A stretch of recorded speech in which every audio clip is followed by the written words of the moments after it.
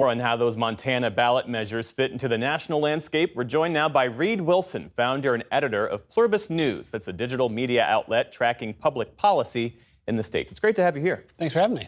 So Montana is considering a nonpartisan primary. What else are voters considering this year? Well, first of all, we're seeing a lot of ballot initiatives that have to do with ranked choice voting. That is, when you walk into a ballot, instead of choosing just one candidate, you can rank your best choices. The thinking on that is that voters will be able to prioritize the candidates who build the broadest coalition, and therefore will have fewer extremists from the right or the left, and more people who work towards consensus and building those big coalitions. We're going to see those ballot measures in Colorado, Washington, D.C., Idaho, Nevada, and Oregon. Interestingly, in Alaska, voters are going to decide whether or not to repeal their existing ranked choice voting. So it's not exactly something that everybody absolutely loves, but this is the highest number of these ballot initiatives on ranked choice voting that we've ever seen on a single ballot. Yeah.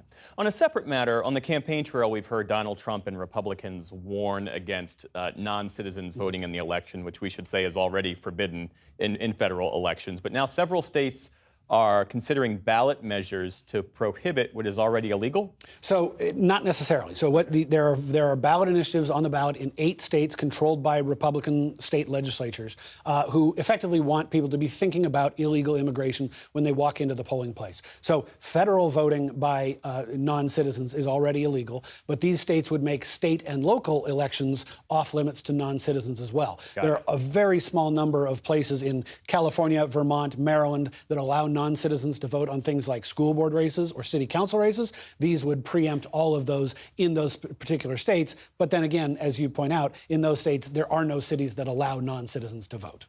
Another major issue in this election is reproductive rights, and this year continues a trend we've seen since the fall of Roe, where states are voting on abortion access. What are you watching for? So there are 10 states across the country where abortion rights are on the ballot, and they range from pretty red states like Missouri and Nebraska to swing presidential states like Arizona and Nevada, and maybe even Florida is on that swing list.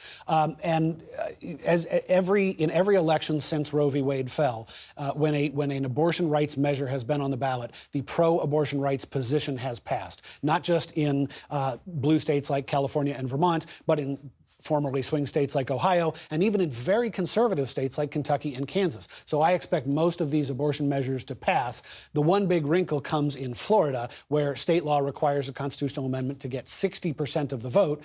All the polls are showing that amendment right at 60, maybe just under. It's a really high hurdle, but the pro-abortion rights side has raised more than $90 million to advance their cause there. That's about 9 times what opponents have raised. So they've got the money. Let's see if they can find the votes. Yeah.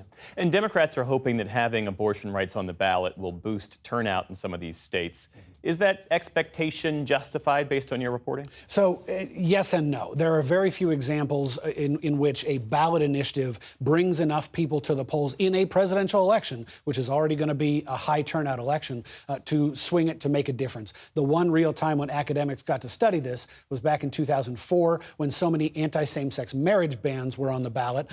Those measures might have pulled out 10, 15,000 votes in some of the real swing states. Remember, George W. Bush beat John Kerry in Ohio by just a few tens of thousands of votes. Now, in this election, in which Vice President Harris and former President Trump are running so close, hey, 5, 10, 15,000 votes, that could be the difference between a President Harris or a second Trump term. Reed Wilson of Pluribus News. Great to have you here. Thanks so much.